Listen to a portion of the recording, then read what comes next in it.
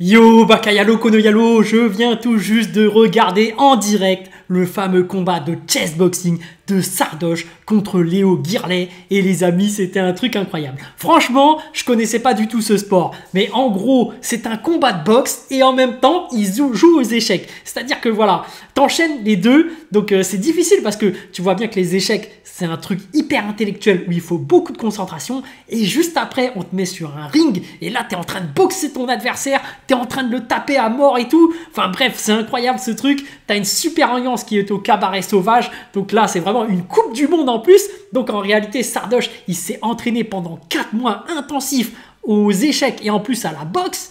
Pareil pour Léo Guirlet.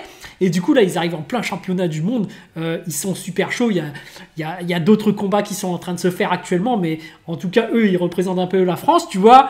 Et c'est incroyable. Je ne connaissais pas du tout ce sport, mais c'est incroyable de voir à quel point le combat est rude. Et en même temps, comment c'est difficile quand tu ressens la concentration qu'ils ont lorsqu'ils retournent jouer aux échecs. Mais c'est une dinguerie. Bon, là... je viens de regarder le match et c'est Sardoche qui vient de gagner par KO. C'est un truc incroyable. Parce que tu le sentais que le mec, il était chaud, hein, Sardoche. Parce que quand il arrivait sur le ring, direct, il passait à l'offensive. Mais vraiment, il enchaînait les coups dès le début. Il essayait d'affaiblir l'autre. Et vraiment, il avait pour ambition de le mettre KO. Et lorsqu'il jouait aux échecs...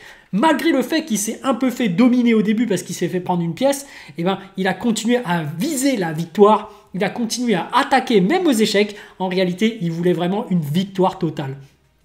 Et finalement, c'est un peu ce qui s'est passé. Parce qu'il a fait une remontada, en fait, au niveau des jeux d'échecs, là. Parce qu'au niveau des pions et tout, je m'y connais pas assez, heureusement qu'il y a les commentateurs. Mais en gros, même s'il avait perdu une pièce, ensuite... peut-être que c'est l'impact des coups de la boxe qui fait que l'autre était plus ou moins plus apte à réfléchir. Et du coup, tu sais, comme c'est non seulement faut avoir une très grande concentration quand tu joues aux échecs et que la boxe, finalement, quand tu te fais boxer dans la gueule, tu te prends des coups et tout, tu peux être perturbé et perdre ta concentration et après jouer un peu n'importe comment. Là, peut-être que l'autre a été impacté par le côté boxe. Mais peut-être pas, en fait. Parce qu'on se rappelle que voilà... quand tu es aux échecs, il faut avoir une certaine stratégie. Et tu sais très bien que Sardoche, il a un niveau monstrueux aux échecs. Pareil pour Léo Guirlet. Et les deux sont extrêmement à la boxe. Donc, il se peut très bien que sans être sous l'effet de la boxe, Sardoche aurait très bien pu faire ce coup et remonter tout simplement aux échecs. Mais il n'empêche que ce n'est pas par rapport aux échecs qu'il a gagné, mais c'est bel et bien par rapport à la boxe. C'est le fait que dès qu'il est allé sur le ring, il a été au taquet, il est arrivé dès le début, boum, dès d'emblée, attaque, offensif, très offensif au niveau boxe. Il n'hésitait pas à aller de l'avant, à essayer de casser la garde de son adversaire. Il enchaînait les coups dès le début. Même le coach lui disait « Attends, peut-être que tu peux te calmer, c'est chaud, attends peut-être le bon moment et tout, parce que tu t'exposes un peu. » Mais non, Sardoche, il est arrivé, pas le temps, il veut la victoire totale. Tu sens que vraiment là, il y a eu une motivation extrêmement grande de Sardoche. Et c'est peut-être ça qui a fait qu'il a remporté la victoire. Parce que franchement, quand il a vu se déchaîner contre son adversaire, et franchement, avec le public, les commentateurs qui étaient derrière Sardoche, ouais, franchement, je le voyais bien mettre KO l'autre. Surtout que tu le voyais prendre l'avantage petit à petit, tu le voyais mettre vraiment des coups, et pourtant, il se prenait quand même des enchaînements. Hein. Attention, c'était pas une domination totale de Sardoche. C'est-à-dire que son adversaire, même à la boxe, il arrivait à rivaliser, il arrivait à mettre des coups à Sardoche. C'était chaud entre les deux. Mais à un moment donné, le penchant a tourné pour Sardoche et c'était pas mal. C'était pas mal parce que on rappelle qu'aux échecs, c'était vraiment son adversaire, Léo Guirlet, qui avait pris l'avantage. Et tu sais, en général, quand ton adversaire prend l'avantage psychologique, parce que ça joue beaucoup sur la psychologie, bah, ça fait que d'un point de vue boxe, tu te dis, merde, j'ai perdu au niveau des échecs, en fait, si ça continue comme tel, je vais finir par perdre. Mais voilà, tu avais peut-être cet ascendant psychologique de la part de Léo Guirlet, mais c'est peut-être le fait que, justement, Sardoche n'avait plus l'avantage, qui se disait, bon, j'ai plus rien à perdre, de toute façon, la partie d'échecs, elle est peut-être foutue, donc je vais me donner à fond au niveau boxe, donc je vais lui ravager sa gueule, comme ça, je vais tabasser, et après, on verra. Mais au final, victoire totale de Sardoche, hein, parce que finalement, non seulement il a maîtrisé au niveau des échecs, mais en plus au niveau de la boxe, donc une victoire totale. pleine Coupe du Monde. Donc voilà les amis, je vais regarder la suite parce que peut-être qu'il y aura des événements incroyables, mais je connaissais pas du tout le chessboxing, l'IFC, pas UFC mais IFC, donc c'est vraiment de la boxe anglaise où on peut taper l'autre clairement, et après tu as ce côté échec intellectuel.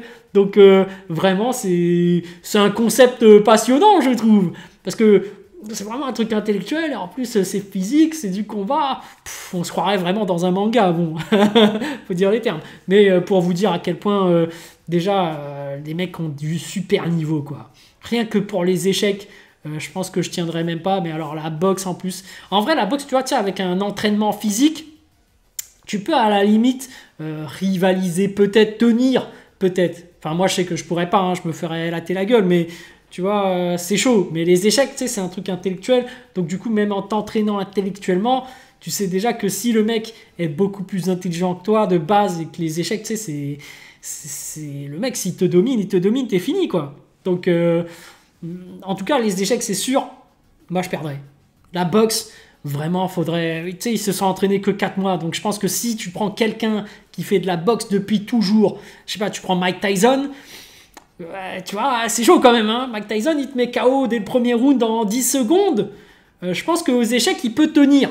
Tu vois, il peut gratter du temps. Certes, il sait qu'il va perdre, mais moi, je pense que si tu joues contre Mike Tyson, en tout cas, dans son prime, hein, évidemment, je pense que si tu joues contre Mike Tyson, je pense que tes pions, tu les avances, tu essayes de jouer vite, mais tu sais très bien que la boxe, après, le mec peut te terminer en 10 secondes. Le mec, c'est une machine de boxe anglaise, donc un coup dans la gueule et c'est foutu, donc finito. Donc, faut faire super attention à ça. Donc, en réalité, dans ce sport-là, j'ai envie de dire, si tu as des gros professionnels de boxe comme Mike Tyson, je vois mal quelqu'un aux échecs qui est très doué parvenir à battre cette personne, parce que le mec va te mettre une patate, tu vas être KO, tu pourras plus jouer aux échecs ensuite. Donc voilà, mais après c'est mon point de vue. Après je connais pas assez les règles du jeu, donc est-ce qu'ils ont le droit de mettre quelqu'un d'hyper balèze en boxe, ou même s'il est KO en fait t'as pas encore perdu ou je sais pas quoi. Enfin bref. En tout cas, c'est un monde très passionnant. Voilà, je connaissais pas du tout. Sur ce, je vais regarder la suite, tout simplement. Allez. Sur ce, je vous dis donc à plus dans le bus, ou plutôt à plus tard dans le car, ou plutôt à bientôt dans le bateau. Ciao, ciao.